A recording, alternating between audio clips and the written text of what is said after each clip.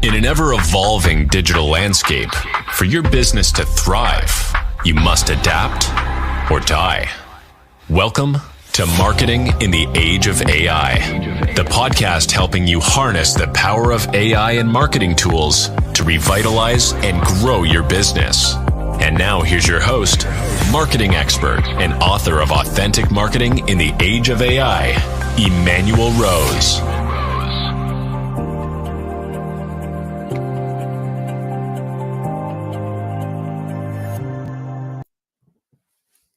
Welcome to this episode of Marketing in the Age of AI.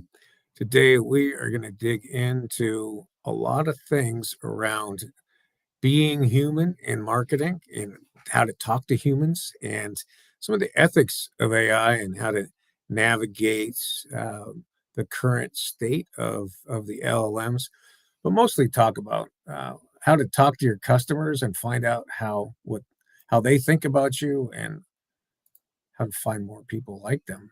And today I'm joined by Kristin Zhivago, who is coming on the show again, and I appreciate that. She's a revenue coach who has turned around sales and marketing results for hundreds of companies, is the founder and president of a revenue growth services company called Zhivago Partners. Kristin is an expert on customer buying process and is the author of Roadmap to Revenue: How to Sell the Way Your Customers Want to Buy. And Kristin, welcome in again. Thank you. I appreciate it. It's fun to be here talking to you. I'm so glad. I love the work that you do and the specificity of the processes that you have and your commitment to the person-to-person communication. Yeah, it's interesting that you say it that way. I just read an article on LinkedIn, I think it was yesterday, where the guy was saying it's not B2B or B2C, it's B to me. Like that. And he's right, but then he didn't talk about talking to those me people. He just said, okay, well, you can use AI and build personas and stalk people and right. And I was like, oh, here we are again. Nobody wants to actually interview customers and find out what they're really thinking when they set out to buy, which is the only thing you need to know. Yeah, I agree. There's that phase, and then there's the kind of Robert Cialdini phase, right, of how you build a relationship in certain ways, and then continue to listen to them as you deliver, and either cues or direct comments on how to manage your delivery process. Yeah, I have to just say about the relationship thing. When that first came out, one-to-one marketing and all that, I thought, and I actually put it in my book too, nobody wants the car dealer showing up unannounced for dinner. Okay. Right. Nobody goes shopping to make friends. They go shopping to buy something or get a need solved or get a solution to a service issue or something. Sure. And if they become friends with the person afterwards, okay, fine, that's great. But that's not the buyer's dream. It's the seller's dream. Yes, exactly. And the buyer doesn't care. The buyer knows that if you don't perform, they're going to fire you. They're not going to buy from you again. So I have another way of looking at it, which I'm really pushing hard these days, which is marketing makes promises that the company either keeps or breaks. That's the bottom line for everything in marketing. Customers expect you to make promises. If they like your promises, they'll buy from you. If you break them, they'll tell everybody it was terrible and put a bad review on Amazon or whatever. If you do a good job, they are less likely to talk about it, but they will, and they'll refer people on Nextdoor, if they got great landscaping service from somebody. Customers are now able to reach out and talk to each other all over the place. Yeah, so it's more important. Is unlimited. Yeah, exactly. So it's more important than ever that companies keep their promises. And so we've started a service where we figure out for customers the promises that they're currently making, and then how well their company is keeping or breaking those promises. And then We also, I should mention that we interview customers and find out what promises they liked that the company made, which is why they bought. So you can then take those promises out to the market, but first you have to make sure that you're actually keeping them well. Right. So Well, we get everything in sync, and then it all works. yeah, I like that. We'll talk a little bit about the roadmap to revenue and what people can do on their own before or as an intro to what you do for them.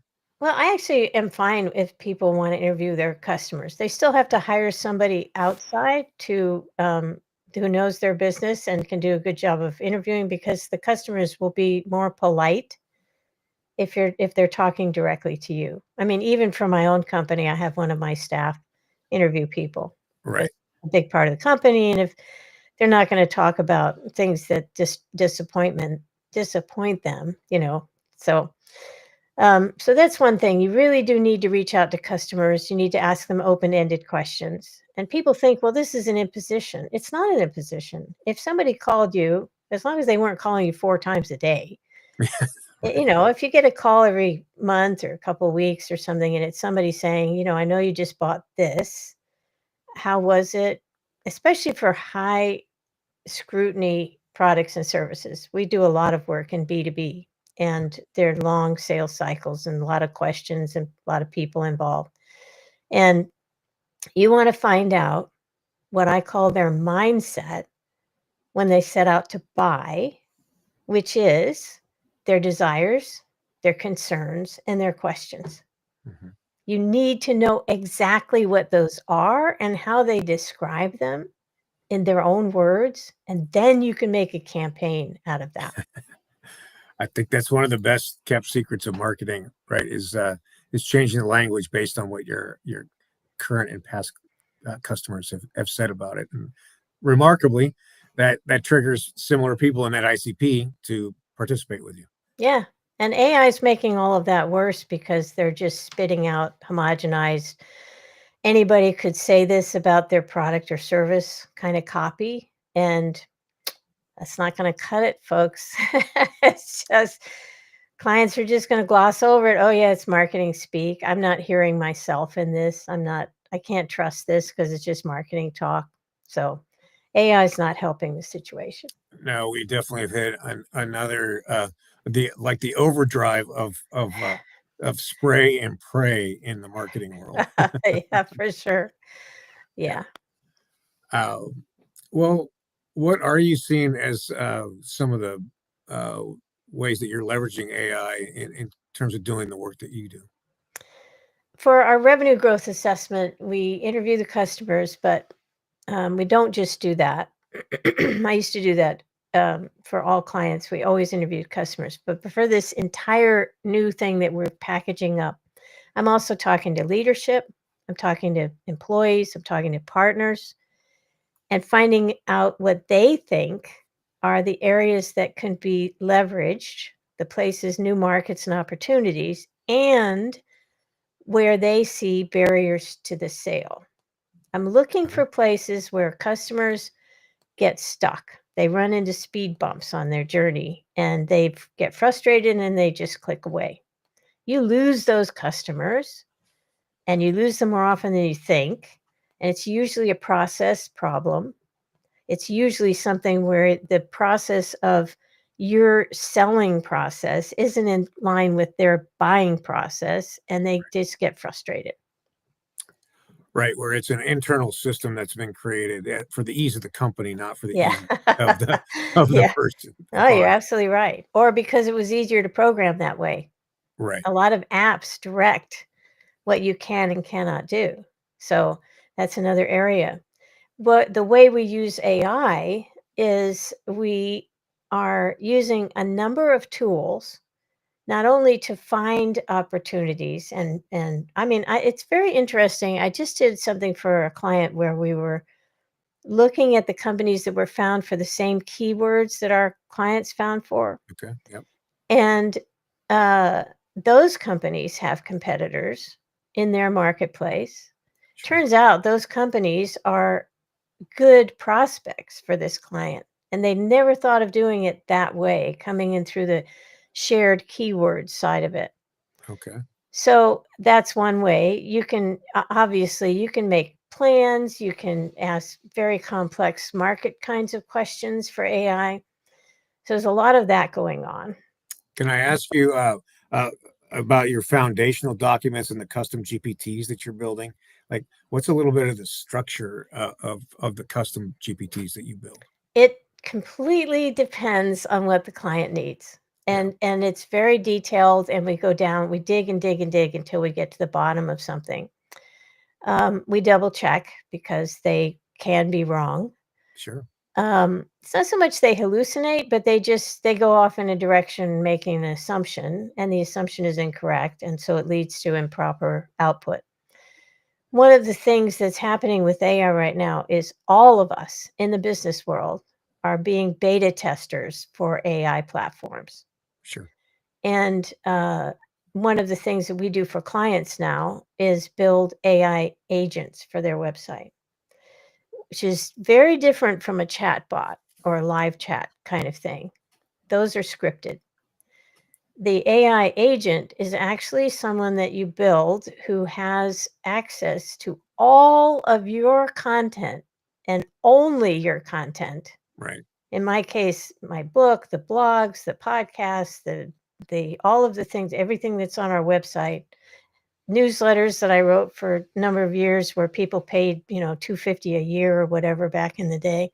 Yeah. All of that stuff is in there. And then when someone asks, the guy's name is David, how do they do this kind of service, or what do they offer over here? How do they do SEO or whatever?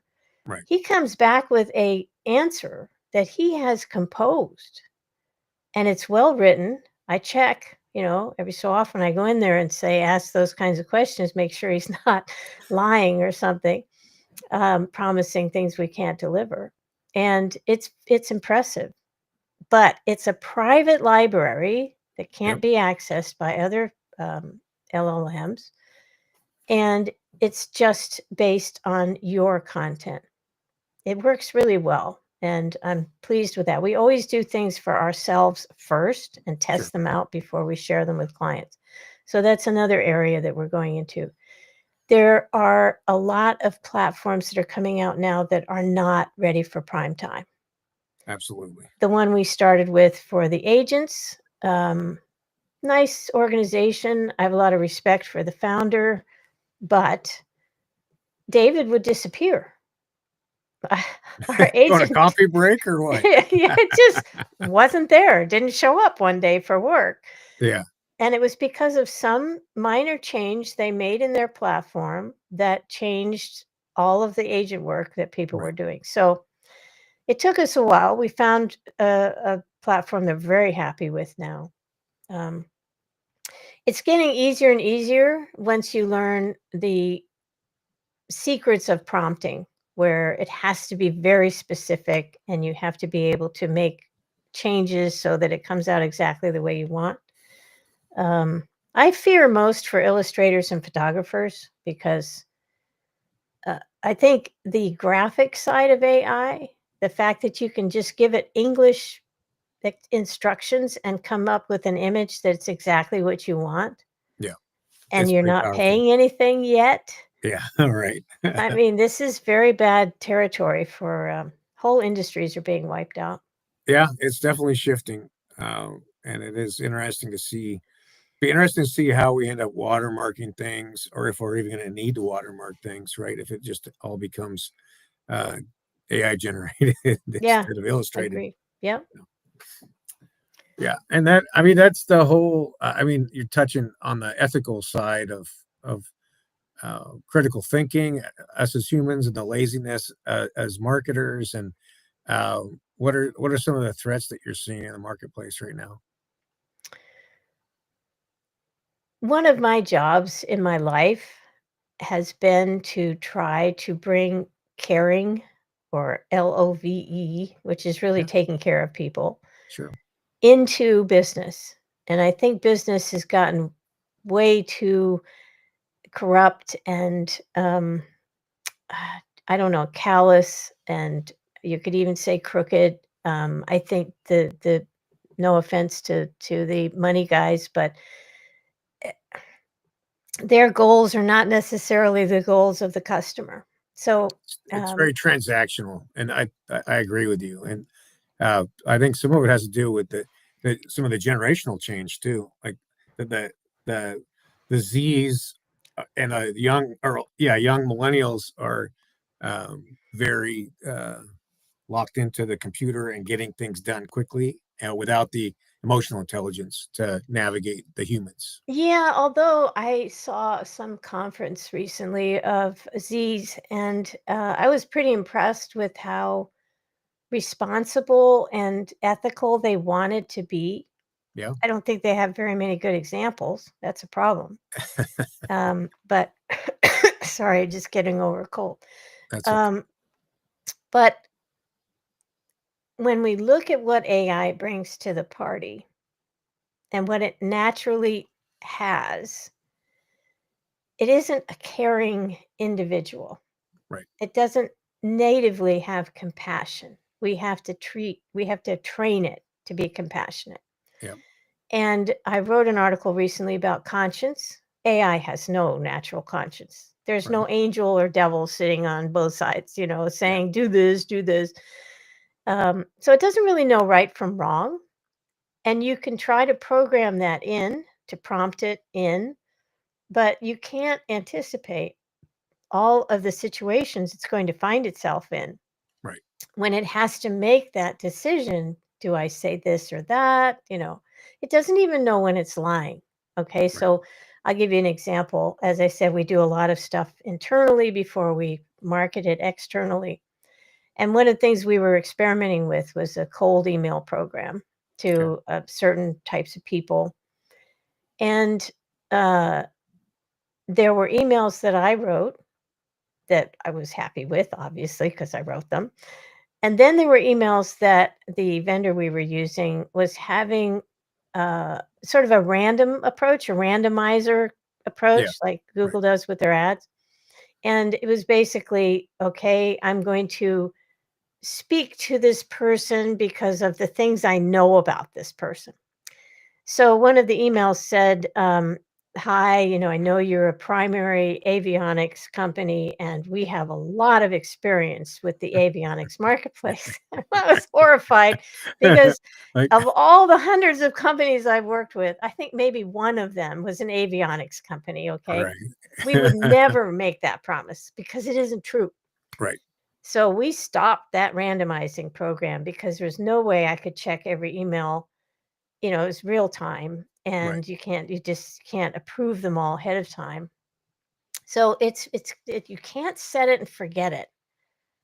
Right. You Humans are think you in can, the but you loop. can't. You Yeah, always got to be in the loop. Yeah, yeah, absolutely. Yeah, yeah. I'm with So you. there's no caution, there's no conscientiousness, there's no conscience. It's a very you have to be. I was talking to someone the other day in a podcast, and he said, what do you have as the last word for our audience? And I said, you have to be very careful and very kind. Right. Yeah, it is. It's like a sharp knife, right? You can't take your eye off of it because you'll drop it on your toes and it'll cut Yeah, through your yeah, sandal. yeah, it's true. It's pretty powerful stuff. It is. Well, how has it changed the way that you approach your work, if it has at all? I think I'm doing what all entrepreneurs and business owners are doing, and CEOs, according to my own research talking to them. They quit using Google maybe last fall. Yeah. And now they treat Chat GPT, which is bubbled up to the top again. Perplexity had its 15 minutes of fame, but kind of went Yeah. by the wayside.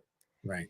Um, and everyone is using Chat GPT as an advisor. Hmm. This is changing how we gather that kind of information about markets, industries, and all sorts of things. I mean, one of our CEOs, that they were having a party at his house, a barbecue or something, and he wanted to know how to cook the steak properly or whatever. And I mean, you can even say, well, I'm giving a party, what should I serve? I mean, you get all these answers. And Right. that is the difference between Google and AI. Google and AI is not a valid comparison. It's like comparing a radish to a watermelon. It's just not valid because AI, as somebody said recently, Google gives you where you can find it. And here's 30 other places, or 300 or 3,500,000 places where you can find the answer to that question. Right. And AI gives you the answer. So It's completely different. It's a it changes the completely way different animal. we think, in a way our brain is Yeah. accepting the information at this Yeah, point. it's somebody in your back pocket that you can ask anything you want. Right. And I think it's going to be radically changing buying habits. So people say, I'm going out, I have a party, I want to wear a little black dress. I'm 5'6", I'm 130 pounds. Please give me some, good ones, and where Yeah. the reviews are good, or some criteria that they have, or it's strapless or something. Right. You're going to have your own personal shopper. And people have flirted with this for years. Land's End tried something like that, where you could put yourself in there with your hair and your everything and your Yeah. weight. And you always looked really bad when you put the clothes on. So it wasn't that popular after a while. Right. But that was way before its time. Now what we're doing is we're actually getting to where you can use it for that. Well, It can help you make decisions. So that being in mind, I saw a blog post that you had about this answer engine optimization, and what are some of the structure that you're recommending for clients for this GEO or AEO optimization? Obviously, the first thing is we're not talking about search words anymore. Google was very cryptic. You would Yeah. kind of type in some weird sort of, I don't even know what to call it, a shorthand for what you were looking for. And then you sort of tweaked it until you got what you wanted, Right. or you got those 300,000 answers. Pick one.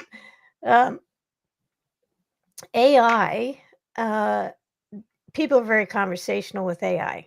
And it's not just, how can I find this? It's, here's my situation. Here's what I've already tried. Here are my preferences. Now with all those trade-offs, give me your decision. Tell me your recommendation. So as SEO, GEO, AEO people, we really have to figure out what those questions are as they apply to our product or service, which is why you have to talk to real people about what they typed in Right. and why they typed it in that way. I mean, you really have to understand the intent. That's a word that's being thrown around a lot now. Context and intent are kind of the two big words at the moment. Right. But you really do need to understand that. What is on the mind of the buyer? What's the problem they're trying to solve? How would they enter it into, I used to ask people, if you were looking for this product or service again, what would you type into Google? Now I'm going to be asking, if you were looking for this again, how would you start your conversation with ChatGPT? Yeah. Yeah. And I guess you'll actually be able to get transcripts from some people also about what the conversation was. Yeah, you could. Yeah. Yeah. So I think that's the baseline. That's where you start. But I honestly, we are at the beginning of this new animal, and we're learning by the minute. It's a fire hose. We're all drinking from it. Well, and it's changing every minute too. That's the other thing that I Yeah. keep telling. I like, the bleeding edge is still 3 years ahead of most businesses in the United States right now, because we still have to deal with strategic planning and change management, and that's where it's all bogs down. Yeah. Yeah. It's hard. And it's really hard to change your systems. I mean, the last year, I've probably changed our company more than I have any of my companies, and I've been doing this a very long time. Yeah. It's similar. It reminds me when the Mac came out. My husband and I were running an ad agency in Silicon Valley, and Mhm. he was doing the graphics, and I looked at him and said, "You got to retire." I mean, they're all going to take everything in house, and now I have to figure out how to help them. So that's what Right. we did. I Mhm. became a revenue coach because I knew CEOs only cared about revenue. They didn't care about whether it was marketing or sales. Yep. And I started doing marketing department and sales department turnarounds for companies of all sizes, including the really big ones. And I learned a lot of lessons about how hard it is to make changes when people have been doing something a certain way and they're comfortable with it and it makes sense and they know how they're being judged for that output. So now we're going to have new jobs where people don't even know how they're going to be looked at and what's your output, what are your KPIs, how are you behaving in certain things. So this is massive. I've never seen anything in all my decades of being in tech. Nothing compares to this. That's true. Well, that leads to the next question, which is what is next for what you're doing in the next 3 to 6 months. What's next up? Well, we're just focusing on this revenue growth assessment. I have to separate myself from my competitors, much like I did when I became a revenue coach. I didn't call myself a sales and marketing consultant because there were 3 million of them out there or more. This type of study that we can do for a client and our ability to help them make the changes is unique because nobody else has a revenue coach at the top. So I'm fascinated with this. I think it's going to be a really fun way to help clients get in sync with their buyers and just leverage the heck out of it and supercharge their sales and do hockey stick growth, which is what gets me up in the morning. So I'm excited to see how we're just launching this now. It's been a lot of hard work and hard thinking, and I'm really happy with where it's going. And I'm already starting to roll it out for current clients, and they're happy with where it's going. So that's awesome. So if somebody's interested, they go to zhivagopartners.com and it'll shepherd them through from the homepage. Yep. All right. I love it. Well, I appreciate and I'm grateful for your time today. And I love the work that you're doing. And it is very unique. And thank you for your contribution to the humans having better experiences. Well, that's, wish me luck. I've been working on this my whole career. So it's a big boulder to go up the mountain with. But thank you, Emmanuel. Right. You always do a good job. Oh, thanks. I appreciate that. And I hope you have a good evening, Kristin. You too. Thanks. Well, good stuff there, which is remember to develop a conscientious directive for your chats with ChatGPT, and make sure that you stay involved and engaged in the outputs that are created by whatever AI tool that you're using. And remember that you're talking to human beings that are looking to solve an issue or a problem or looking for some solution in their life. I hope this has been a valuable way for you to spend some time. Thanking you for being here with me. I hope that you take some time also and find some AI tools to test and integrate into your workflows, and that you get 5 or so hours a week out of those tools, and that you take that time and continue to upskill, or that you spend it with your friends and your family, or that you get outside in nature and get away from the screens. It's Emmanuel Rose, Marketing in the Age of AI. Thanks for listening to Marketing in the Age of AI. Be sure to subscribe wherever you heard this podcast so you never miss a future episode. Your copy of Authentic Marketing in the Age of AI is available at Amazon.com or EmmanuelRose.com. You can also connect with Emmanuel on LinkedIn. Thanks again for listening.